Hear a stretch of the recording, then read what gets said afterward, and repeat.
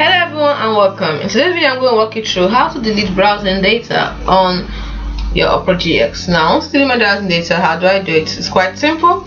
From the sidebar here, you click on the settings icon.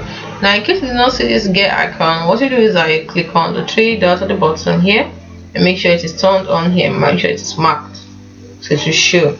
You can also add the downloads to it if you want.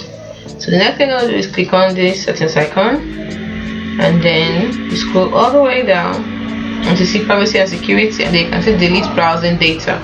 So click on it, and now here you can delete the browsing data. Choose what you want to delete. If it's browsing data, if it's cookies on other sites, cache, image and files. And also you can click on advanced to mark more, like passwords, also fill form data, site settings, so set app data to delete their data. Then you can also choose the time range between 24 hours, 7 days, 4 days, or time you decide. So once you actually just click on delete data, it is as simple as that.